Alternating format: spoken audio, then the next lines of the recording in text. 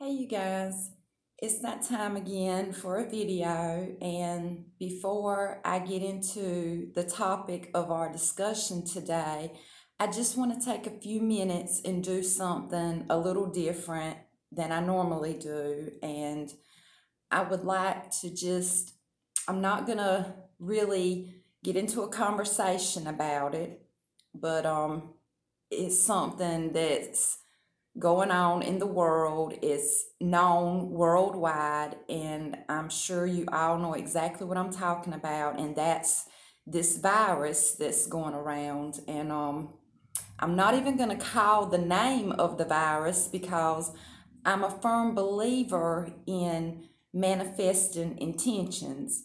And I do believe that we can do that. We can do that intentionally, or we can do that unintentionally. And, you know, manifesting intentions, spell work, you know, it's just as simple as using your words, your thoughts, your words, your desires, your beliefs, your wants, your needs. All of those things are the things that bring your intention into existence. And whether it be something that you intentionally want to manifest or something that you unintentionally manifest, a spoken word has so much power.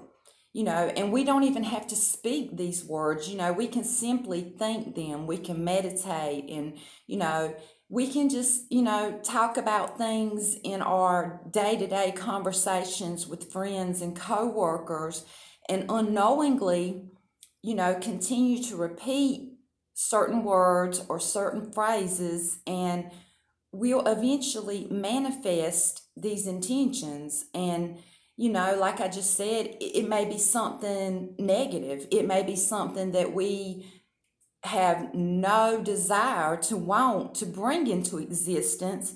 But the simple fact is, our words are very powerful. So I'm not trying to scare you, I'm not trying to make you not talk with your friends, or open up to someone or go to someone. And when you need to talk, you need to talk. Don't let things bottle up inside of you, because that makes for a negative outcome as well. But just think about what you say before you say it. When you're sitting around and you're talking about this virus, for example, of course it makes us feel fearful, it makes us feel uncertain. It's something that we know is out there, but we don't know how to stop it. We don't know, who has it. We don't know if or when it's coming. It's very uncertain. And, in talking about it, it could be something as simple as, like I said, I'm not going to say the name of it because I am a believer in spoken words and intentions. But it could be as simple as saying, this virus, is everywhere. That right there, if you keep repeating that phrase and you keep thinking about that phrase, you'll begin to manifest it. It may be unintentionally, but you'll become, it'll just start flowing out of your mouth so easily because it's on your mind and you've already spoken those words. So, the next time around they'll be spoken, a little easier, a little more freely. And before you know it, you've continued to speak that phrase, and, you've put it out there in the universe. So, just keep that in mind when you're speaking on any matter, but especially this matter. And I just wanted to point that out. And I got a brand new candle for you guys, and it's a soy candle, which I will use any type of candle, but I just thought a soy candle would be good to use because I want to place an intention within this candle, and the intention is concerning what we just briefly spoke on. And I just thought, soy is it's a clean burning type of candle. It is a all natural type of candle. And I try to, include every aspect of everything that I use in my magic, and just thinking, of the soy candle as being, a more cleaner type of burning candle, and it's free of any type of additives or things of that nature. And it just seems like a clean type of aspect, a cleansing type of aspect. So I thought a soy, excuse me, a soy candle would be perfect to place our intention in. And it's already has an intention placed in it, which is simple intention of positivity. And I thought, that's another added bonus. So I decided to go with this candle. And I'm simply gonna place an intention in it. And if you would like to join me and place an intention or your own personal intention, feel free to do so.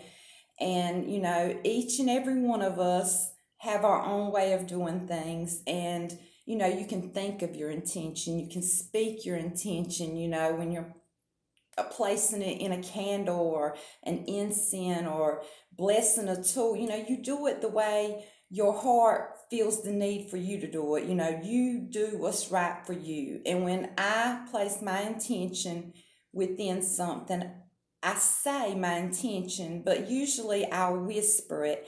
And just like with the candle, I'm going to say it a little louder so you guys can hear, but normally I just whisper it where I only hear it. And but I simply whisper it into the candle, and then I light it. But my intention today is for anyone that has been affected by this virus.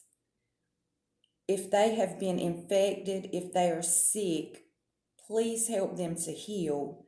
Please bring them comfort.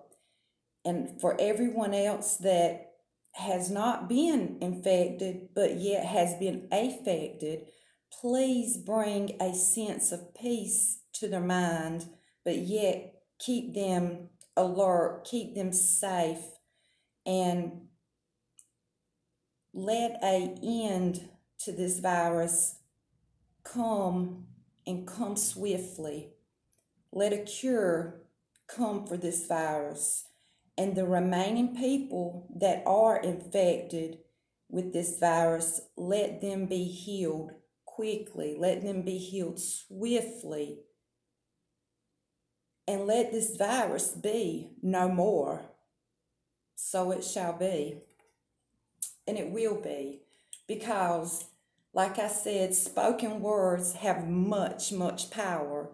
And our intentions, if they come from the heart, and like I always tell you guys, especially at the end of my videos, if you believe, you will receive.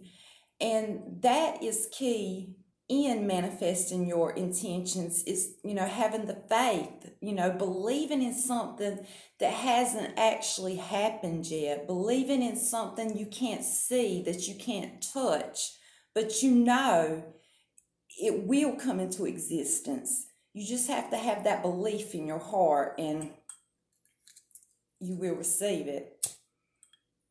So I'm going to light our candle. And like I said, if you would like to add your own intention, whether it be a personal intention or whether it be an intention directed toward the people that have been infected or affected by this virus, please do so. It only takes one person to have, the belief in something, to have faith, to make it happen, but there is powers in numbers as well.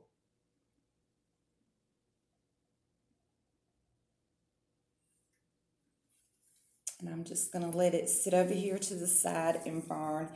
And before I begin, I normally light an incense to cleanse our space, but I figured with the candle going, I would do something a little different today since I've already started out on a whole different note. So let's just go with something different as far as the cleansing as well.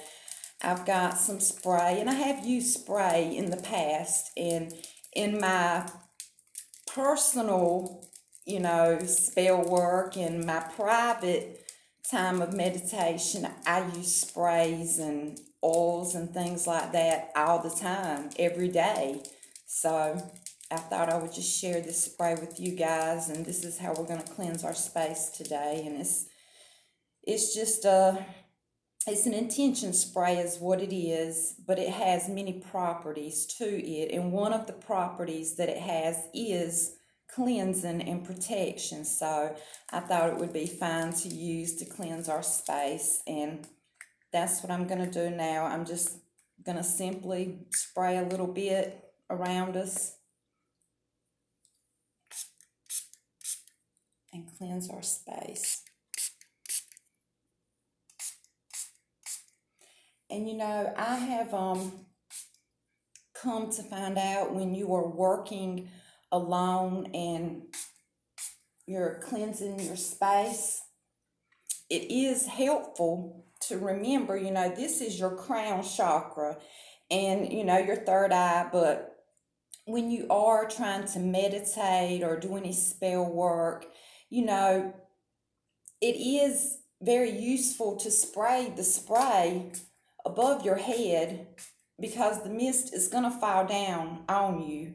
And in doing so, it's cleansing your aura, it's cleansing your energy field, especially your crown chakra, your third eye, your heart. Those three, are very, very intertwined into your spell work, into your meditation. And that's just another little tip that I wanted to throw out there is when you're doing any type of spiritual work, with yourself, it's helpful to spray, or if you're using incense smoke, if you're smudging, you're saging, whatever you're using to cleanse your area, it is helpful to, cleanse above your head because of your crown chakra, your third eye, and your heart.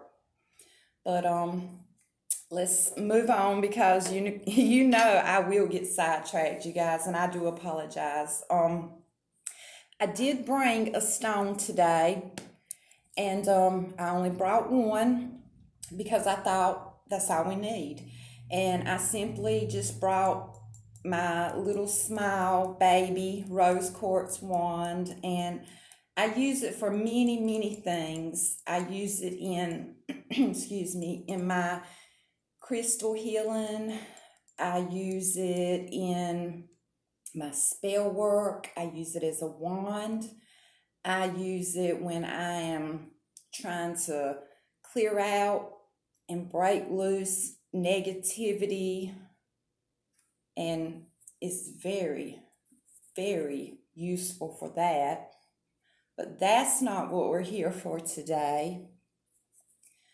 But the rose quartz, as you know, one of its properties, its main property, is love. And it's self-love and it's love of others. And those are the exact properties that I brought it out for, was to assist with the love. And I thought that would be useful considering the topic that I wanted to discuss with you guys today. And I think we should get to it. And what I wanted to speak on was on gifts. And I'm not talking about gifts that you give to each other, physical gifts. I'm meaning spiritual gifts. And I'm speaking on our own personal spiritual gifts. And what led me to have this discussion with you guys is the urging of a friend. And then I also have another friend, and I look at her as more of a mentor, as just a friend, but I really look up to her. I really admire her. I love her, and you know, I trust what she has to share with me. She's helping me to grow. She's teaching me, and I do a lot of energy work with her. And here recently, she has started working with me, and what she's trying to do is to help me grow in my own gift and to enhance my gift. And of course, I have another friend, and this friend also urged me to speak on this. And I think this is something that it probably doesn't get, talked about much. It doesn't get talked about enough. And I think we should talk about it a little bit today. And I'm just going to go ahead and get to it.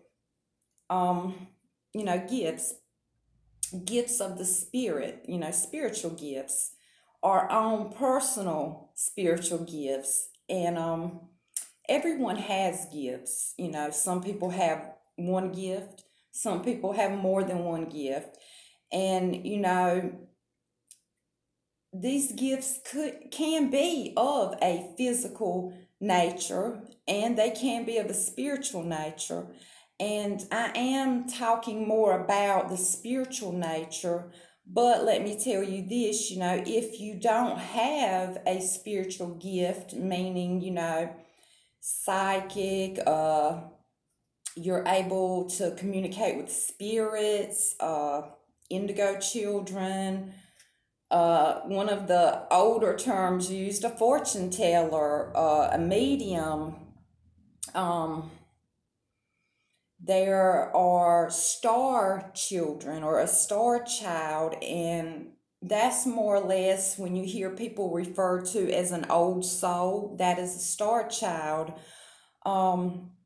There are people that have the ability to have deja vu, but there is also something called deja rev, and it's just the opposite of deja vu. When deja vu is when you experience, a vision or a dream, and it's something that has happened before and you see it.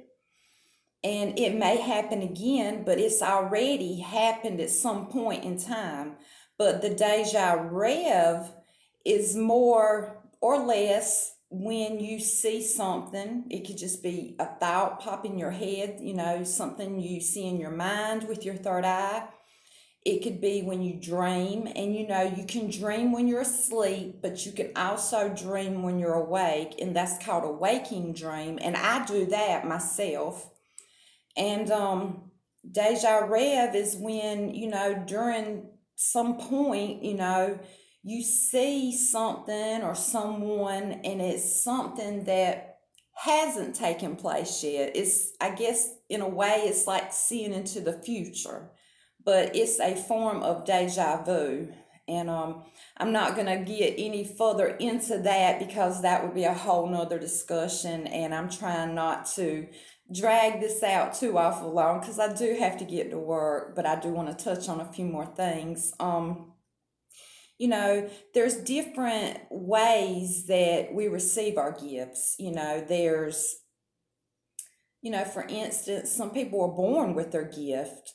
Some people come into, how do I want to say it? I've been tripping over my words most of the morning. Trauma. People can experience trauma, whether it's physical trauma, emotional trauma, even spiritual trauma. You can experience trauma, and after experiencing it, you have a gift, you have an ability, and you may not even know it right away, but it will come, and when it comes, it'll be something that you are capable of doing that you wasn't before this trauma occurred. Um, you can get a gift, and it can simply be a gift. It can be a gift from a deity, from the goddess, from a god. It could be a gift, from a spirit, or it could just simply be a gift from the universe in general. Sometimes we are giving gifts for no particular reason other than love. The goddess loves us, and the god loves us. And sometimes they'll just give us a gift to show us, that they love us. And it doesn't have to be a psychic type of gift or a sixth sense type of gift. It could just simply be a blessing. You could come into some money. You could, just have a really good day. Could bump into an old friend that you'd been thinking about and missing. You could find something that you had lost, many moons ago, and you've always had that little ache in your heart for that thing that you lost or misplaced, and then all of a sudden there it is. It could be any type or sort of gift, from the goddess or the god. It doesn't necessarily have to be a, spiritual gift, but it could be a spiritual gift as well. That's one way of obtaining it. And there could be no explanation at all. Sometimes things are just because we have no idea why, when, who, how. It just is. And I do it to myself all the time. I sit and I wonder and wonder and wonder. But don't do that. If it is, it is. Accept it and move on. Like I said, there's many types of gifts. Psychic, you can spirit contact, medium, indigo children, fortune teller, a star child, the deja vu, the deja rev. There's just many types of spirits. But what I would like to say and maybe conclude it, and maybe we can do a part two because there is a little bit more I would like to touch on. Um, there's a few things that I suggest you doing before you start, you know, working with your gift. And that is, accept it. You've got to believe in yourself, and you've got to know your gifts. You need to research it. If you have to, sit down with your phone, with your laptop, and Google it. If you don't know what it's called, you know what your abilities are, type those in there and look it up. Research it. Knowledge is power too. And another thing, this is what I did, and it's very, very helpful. Find a mentor or a trusted person or a friend or a relative, someone you can trust, someone that is not going to lead you astray, that's going to listen to you and genuinely care and try to help you.